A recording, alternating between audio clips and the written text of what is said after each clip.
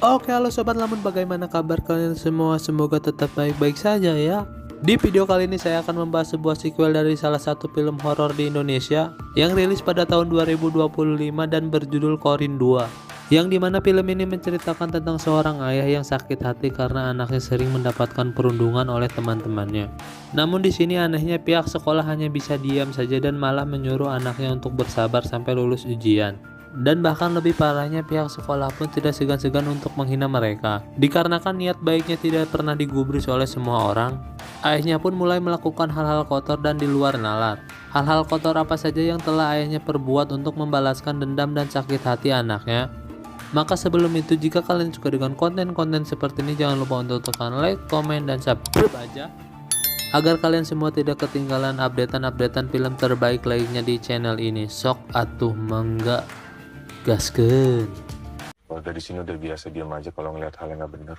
Menurut saya, mending ibu diam daripada disangka gila.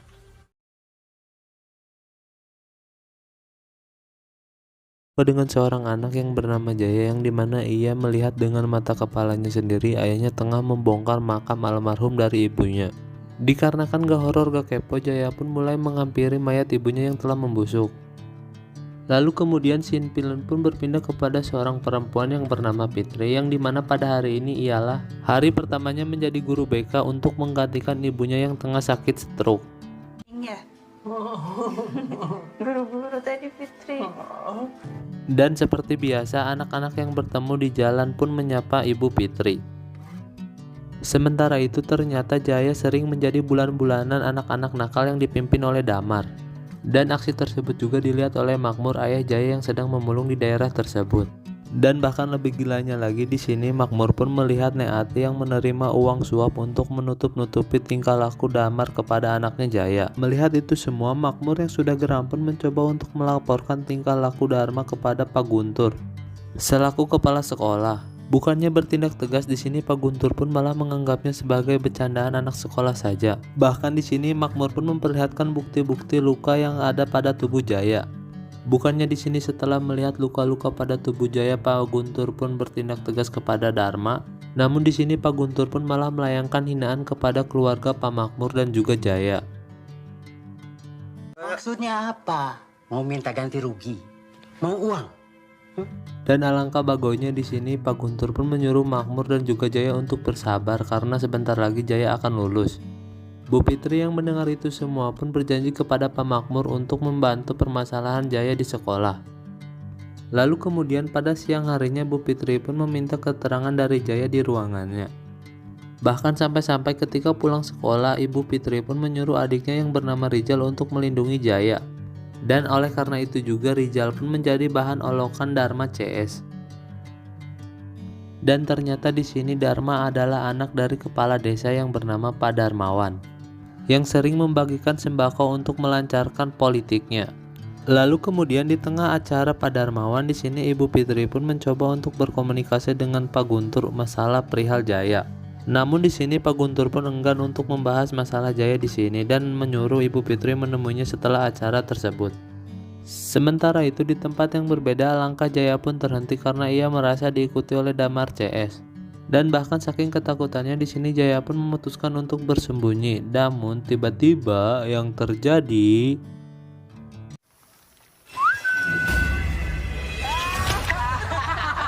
lalu setelah mendapatkan perlakuan tersebut, Jaya pun berpapasan dengan Ibu Fitri. Bahkan ia juga sempat menabrak mobil dari Pak Darmawan. Lalu kemudian di perjalanan, Ibu Fitri pun membahas perihal masalah Jaya dan juga Dharma CS kepada Pak Dadil. Bercanda doang kali itu, Bu. Tapi tadi saya lihat Dharma sama teman-temannya kayak habis ngelemparin kotoran sapi loh, Pak. Emang pada sakit sih guru-guru dan juga masyarakat yang ada di desa tersebut. Singkat cerita, Ibu Fitri dan Pak Dadil pun telah sampai di depan sekolah dan Ibu Fitri pun berpamitan untuk masuk terlebih dahulu. Namun suasana di sekolah pun sangat mencekam, di mana Ibu Fitri pun langsung berangkat menuju ruangan dari Pak Guntur. Dan bahkan ketika Ibu Fitri menyalakan lampu, tiba-tiba Pak Guntur pun menghilang dari kursinya. Dan ketika Ibu Fitri mencari keberadaan Pak Guntur, ia pun menemukan mayat Pak Guntur dalam keadaan yang sangat mengenaskan. Ibu Fitri yang melihat hal tersebut pun sangat panik dan langsung pergi keluar untuk meminta bantuan. Namun ketika pihak kepolisian dan warga berbondong-bondong datang ke tempat tersebut, mayat Pak Guntur pun sudah tidak berada di tempatnya, dan bahkan di sini Ibu Fitri pun dituduh halusinasi karena kecapean saja oleh pihak kepolisian dan juga warga sekitar. Lalu kemudian singkat cerita pada pagi harinya Ibu Fitri pun menanyakan kelakuan Damar CS kepada adiknya Rizal. Kenapa jadi nuduh Rizal sih teh? Dan seperti biasa sebelum berangkat Ibu Fitri pun mengecek keadaan ibunya terlebih dahulu. Namun pada pagi hari itu pun berbeda, yang dimana Ibu Fitri pun menjemput Jaya untuk berangkat bareng bersamanya. Namun setelah kepergian Ibu Fitri dan Jaya, Pak Samin pun menghampiri Pak Makmur di rumahnya. Yang dimana Pak Samin pun mengatakan bahwa ada keterlibatan Pak Makmur terhadap menghilangnya Pak Guntur karena ia melihat gerobak sampah milik Pak Makmur yang ada di sekolah pada sore itu. Saya sih bisa aja tutup mulut, Pak. Mengetahui kelakuannya mulai terendus oleh warga, ia pun menyuruh Pak Samin untuk menunggu sebentar. Dan ketika Pak Samin sedang sebat santuy, secara tiba-tiba Banyak duit aja. sementara itu, sesampainya Ibu Fitri di lingkungan sekolah, ia pun dikagetkan dengan keadaan Pak Guntur yang baik-baik saja. Apakah yang sebenarnya terjadi di desa tersebut? Sabar-sabar, kita balik dulu ke ceritanya. Singkat cerita, akibat dari kejadian tersebut, Ibu Fitri pun dituduh menyebarkan fitnah oleh seluruh warga sekolah. Dan keanehan pun tidak berhenti di situ, di mana ketika Ibu Fitri bertemu dengan Pak Samin dengan gerakan yang sangat kaku dan bajunya terlihat kotor. Di tempat yang berbeda di lapangan, dengan sengaja Damar pun mengarahkan bola kepada wajah Jaya. Dan tak lama dari itu juga Ibu Fitri pun datang dan memberikan daftar siswa yang dipanggil ke ruangannya kepada Pak Dadil. Bukannya merasa bersalah, di sini Damar CS pun malah bersikap tengil kepada Ibu Fitri yang halu perihal Pak Guntur. Emang anak dajal ini. Bu Fitri yang tidak mendapatkan apapun dari anak-anak tersebut pun langsung menyuruh mereka semua untuk keluar dari ruangannya. Singkat cerita, bukannya takut atau menyesal, di sini Damar CS pun semakin jadi kepada Jaya dan memperlakukannya sebagai mainan. Bahkan sekarang semakin parah, dan juga di sini Damar pun mengancam Rizal dikarenakan kakaknya Fitri sudah ikut campur dengan urusannya terhadap Jaya. Singkat cerita, sesampainya di rumah lagi dan lagi Pak Makmur pun harus melihat anaknya bersedih karena ketakutan terhadap teman-temannya. Yang kemudian Sin pun memperlihatkan Ibu Jaya yang menghampiri Jaya di kamarnya. Yang kemudian kita pun mundur ke masa lalu, di mana pada saat itu Ibu Jaya dan juga Pak Makmur membuka sebuah rumah baca. Dan akibat keteledoran Ibu Jaya yang menyenggol sebuah lilin sehingga membakar semua barang-barang yang mudah terbakar, termasuk Ibu Jaya harus menjadi korban dalam tragedi tersebut. Dan ya, semua itu menjadi rasa trauma yang cukup besar di kehidupan Jaya. Sementara itu di luar rumah, Ibu Fitri pun dipergoki oleh Pak Makmur. Yang kemudian Pak Makmur pun mengatakan bahwa Ibu Fitri tidak bisa membantu Jaya dikarenakan Pak Guntur saja yang seorang kepala sekolah hanya bisa terdiam. Singkat cerita, sepulangnya Ibu Fitri ke rumahnya, ia pun mempersiapkan untuk tidur bareng bersama ibunya. Namun di sini anehnya terlihat ibunya Ibu Fitri pun menyimpan kesedihan dan penyesalan yang sangat mendalam di dalam hidupnya. Namun ia tidak bisa mengutarakannya kepada sang anak. Lalu kemudian ketika tengah malamnya, kita pun diajak flashback kepada masa lalu ibunya Ibu Fitri, yang dimana ternyata ketika ia masih sehat dan sibuk mengajar, ia pun berjanji kepada Pak Makmur untuk membantu Jaya untuk mendapatkan keadilan terhadap perlakuan dari Damar CS. Namun semua itu berubah ketika ia mengetahui Rizal terlibat di dalamnya. Lalu film pun kembali lagi kepada masa sekarang, yang dimana waktu pun sudah menunjukkan waktu subuh. Ibunya Ibu Fitri yang melihatnya pun langsung bergegas untuk mengambil air wudhu, namun secara tiba-tiba barang-barang yang ada di rumahnya pun berjatuhan. Bahkan anehnya pisau pun terlempar jauh dari tempatnya. Dan ketika ibunya Ibu Fitri akan mengembalikan pisau ke tempatnya, secara tiba-tiba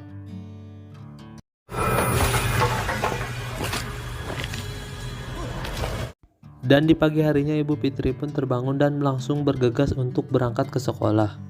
Namun sesampainya di ruang makan, ia pun dikagetkan dengan keberadaan ibunya yang sudah sehat walafiat dan memasakkan makanan untuk dirinya dan adiknya.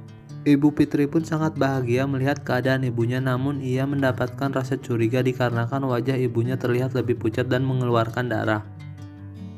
Singkat cerita, sesampainya di sekolah, Ibu Fitri pun langsung meminta tanda tangan Pak Guntur untuk mendatangani surat pemanggilan ke orang tua siswa bagi Dharma dan teman-temannya. Namun secara tiba-tiba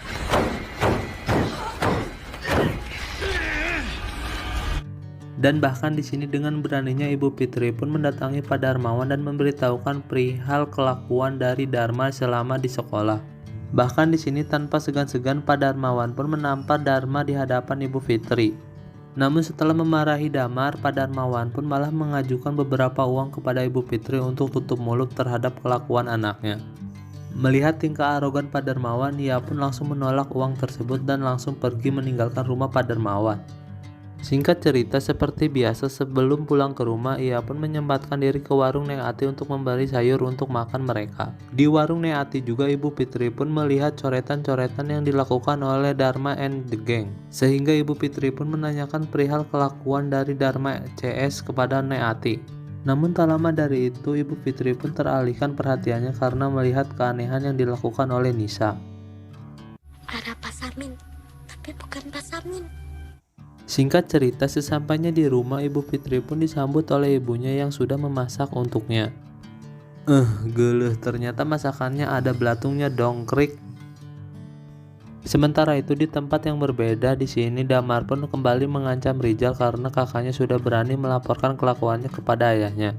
Melihat Damar yang semakin beringas di sini, Fahri pun mencoba untuk menenangkan Damar.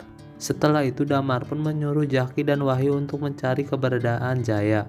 Namun di tengah perjalanan Jaki dan Wahyu pun bertemu dengan Pak Makmur yang sedang memulung. Sehingga kemudian mereka berdua pun menanyakan keberadaan Jaya kepada Pak Makmur dengan alasan ingin mengajak Jaya untuk bekerja kelompok dan mengerjakan tugas bersama. Aduh, tugas apaan coba yang dikerjakan malam-malam? Kami ada janjian buat ngerjain tugas soalnya. Namun ketika Pak Makmur sudah memastikan jalanan cukup sepi, ia pun langsung melakukan dan dengan sangat beringas dan penuh amarah, Pak Makmur pun langsung menghabisi Wahyu di tempat tersebut. Zaki yang melihat temannya dihabisi, ia pun mencoba memohon kepada Pak Makmur, namun semua itu hanyalah sia-sia. Setelah menghabisi kedua bocah tersebut, Pak Makmur pun tak lupa membawa mayat keduanya. Dan di sini semuanya pun terungkap yang dimana ternyata selama ini Pak Makmur bersekutu dengan Jin Korin untuk menutupi semua kelakuannya. Yang dimana setelah ia membunuh targetnya, ia pun akan mengambil beberapa bagian kecil dari tubuhnya untuk membangkitkan Jin Korin yang ada pada tubuh korbannya, yang akan menggantikan aktivitas dari orang-orang yang telah Pak Makmur bunuh agar keluarganya tidak mencurigai hal tersebut. Yang dimana itu semua Pak Makmur lakukan untuk membalaskan dendam dan rasa sakit yang diterima oleh Jaya. Sementara itu di warung Neati, Dharma pun memberikan sejumlah uang agar Neati menunggu kedatangan kedua temannya yang sedang menjemput Jaya. Hingga tak lama dari itu Zaki dan Wahyu pun datang, namun mereka berdua tidak berbicara sepatah kata pun. Dan di sini Dharma juga mencium bau sampah yang sangat menyengat dari tubuh kedua temannya. Singkat cerita, Rizal pun pulang ke rumahnya dan menemui ibunya yang sedang terduduk di meja makan, yang dimana Rizal pun mulai bercerita bahwa dirinya hanya ingin lulus dengan nilai yang sempurna dan membanggakan ibu beserta kakaknya. Rizal bisa banggain ibu. Bukannya mendengarkan curhatan dari anaknya, di sini ibunya malah sibuk mengkokop kepala ikan. Sementara itu di tempat yang berbeda, Fahri dalam keadaan kobam pun mulai diikuti oleh Pak Makmur. Dan dengan beringas Pak Makmur pun mulai menghabisi Fahri di tempat tersebut. Setelah puas dengan Fahri, Pak Makmur pun mulai mengincar keberadaan Neati di warungnya.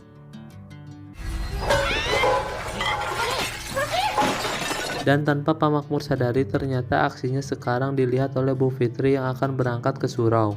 Bu Fitri yang sangat panik pun mencoba untuk meminta bantuan kepada warga sekitar, namun tidak ada warga yang mau membantu. Namun tak lama dari itu Bu Fitri pun kembali bertemu dengan Pak Makmur, yang dimana Pak Makmur pun berpura-pura mengikuti Bu Fitri. Namun seperti biasa sekembalinya Bu Fitri, ia pun melihat Neati yang sehat walafiat. Namun di sini Bu Fitri pun dibuat bingung ketika Nisa mengatakan bahwa neneknya itu bukan neneknya. Bukan nenek.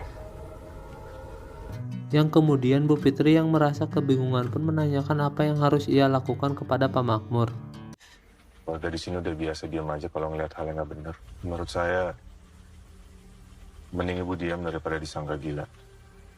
Singkat cerita, di pagi harinya sikap ibunya, Ibu Fitri pun semakin aneh.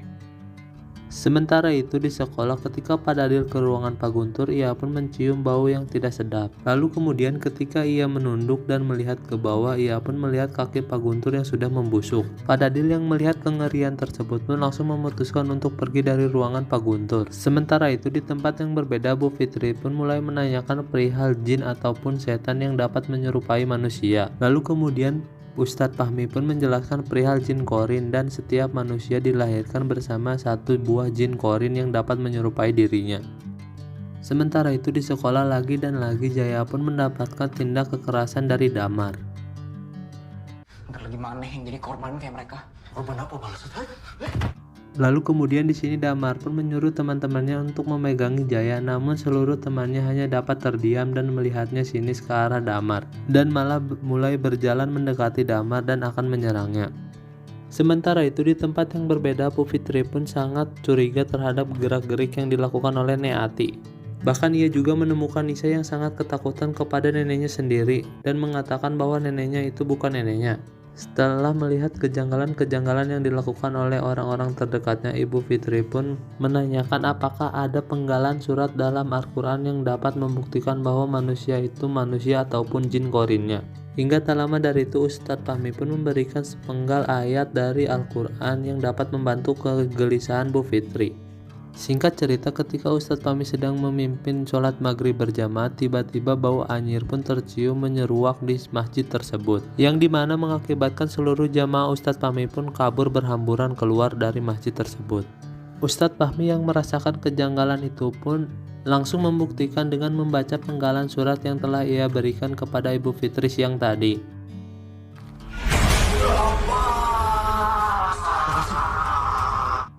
Sementara itu selepas sholat di kediaman Bu Fitri, ia pun akan mencobanya kepada ibunya. Yang dimana ketika ibunya berjalan ke arah Ibu Fitri, ia pun langsung membacakan surat yang diberikan oleh Ustadz Fahmi. Dan ia seketika itu pun wujud ibunya berubah menjadi jin korin yang menyerupai ibunya. Melihat kegaduhan itu pun Rijal langsung menanyakan hal tersebut kepada kakaknya. Rijal yang masih belum percaya terhadap apa yang diucapkan oleh kakaknya pun mendekati ibunya, namun ibunya seketika itu pun menyerang Rijal. Alhamdulillahnya di sini mereka berdua pun berhasil lolos dari jin korin ibunya. Lalu kemudian mereka berdua pun mulai membacakan ayat-ayat tersebut di dekat orang-orang yang mereka anggap aneh. Setelah melihat kengerian-kengerian tersebut, Rijal dan Bu Fitri pun mencari keberadaan Ustadz Fahmi untuk meminta bantuan. Namun sayangnya di sini Ustadz Fahmi pun sudah tewas oleh Makmur. Dan tidak ada cara lain, mereka berdua pun mendatangi rumah Pak Darmawan untuk meminta bantuan. Namun bukannya bantuan yang didapatkan, mereka hanya mendapatkan cemoohan dari anak dan bapak, yang dimana Rijal yang sudah muak dengan Dharma pun langsung menghajarnya, yang mengakibatkan mereka berdua pun harus diusir oleh Pak Darmawan. Lalu kemudian Bu Fitri pun mendapatkan informasi dari adiknya bahwa semua orang yang bersikap aneh ada kaitannya dengan kasus Jaya di sekolahan. Mendengar pengakuan itu dari Rijal, Bu Fitri pun sangat marah kepada Rijal dan langsung bergegas menuju rumah Jaya. Singkat cerita, sesampainya di rumah Jaya, di sini Rijal pun sangat menyesali apa yang telah ia lakukan kepada Jaya dan meminta maaf. Setelah mendengar permintaan maaf dari Rijal, Jaya pun mau keluar dan mengobrol dengan Ibu Fitri. Yang dimana dari pengakuan Jaya, Ibu Fitri pun mendapatkan informasi bahwa Jaya sering bertemu dengan ibunya yang telah meninggal. Yang kemudian di sini Jaya pun mengajak Ibu Fitri ke sebuah ruangan yang selalu dikunci oleh ayahnya. Lalu kemudian singkat cerita, setelah ruangan tersebut berhasil dibobol oleh Rijal, yang dimana ternyata ruangan tersebut adalah ruangan ritual yang digunakan oleh Pak Makmur untuk memanggil jin korin dari orang-orang yang telah Pak Makmur habisi. Dan di ruangan tersebut juga terdapat jin korin ibunya Jaya. Melihat hal tersebut, Ibu Fitri pun langsung membacakan penggalan surat yang telah diberikan oleh Ustadz Fahmi. Dan seketika itu pula jin korin dari Ibu Jaya pun langsung menyerang Ibu Fitri. Rijal yang panik pun tidak sengaja menjatuhkan buhul yang bertuliskan nama Ibu Jaya ke dalam api. Dan seketika itu juga korin dari Ibu Jaya pun menghilang di muka bumi. Melihat itu semua, Ibu Fitri pun langsung menyuruh adiknya untuk membawa seluruh buhul yang ada di sana. Sementara itu di kediaman Damar terdapat Makmur yang bersiap untuk menghabisinya. Namun sebelum Makmur berhasil menghabisi Damar, Damar pun berhasil melihat wajah Makmur terlebih dahulu. Singkat cerita, Pak Makmur pun berhasil menuntaskan dendamnya dan menghabisi seluruh orang yang menyakiti Jaya. Namun sayang di sini Makmur pun dipergoki oleh pengawal Pak Darmawan yang langsung mengejarnya dan meneriakinya. Dan ya, Pak Makmur pun menjadi bulan-bulanan warga di sana karena telah terpergok menghabisi seluruh orang. Yang kemudian kita pun diberikan sebuah fakta bahwa karena sakit hati bisa merubah orang menjadi sekuat iblis. Di sini juga Makmur memberitahukan bahwa ibunya dari Ibu Fitri adalah seorang yang munafik. Ia berpura-pura peduli padahal tidak melakukan apapun. Setelah memberitahukan kebenaran tersebut, Pak Makmur pun menyuruh seluruh jin korin korbannya untuk menyerang Bu Fitri. Rijal yang melihat kakaknya dalam bahaya, ia pun langsung membakar seluruh buhur yang telah ia bawa dari rumah Jaya. Sementara itu, Pak Darmawan menyuruh seluruh warga untuk menghabisi Pak Makmur. Melihat hal tersebut, Ibu Fitri pun langsung menarik Jaya dan membawanya pergi dari desa tersebut. Setelah merasa aman, Ibu Fitri pun menyuruh Jaya untuk pergi sejauh mungkin dari desa tersebut agar ia selamat. Lalu kemudian di keesokan harinya, pihak kepolisian pun berhasil menemukan seluruh mayat korban Pak Makmur, termasuk mayat dari ibunya Ibu Fitri itu sendiri. Singkat cerita, Rijal pun berhasil lulus dengan nilai terbaik di sekolahnya. Dan film pun ditutup dengan Jaya yang memanggil jin korin ayahnya untuk menemaninya hidup bersamanya.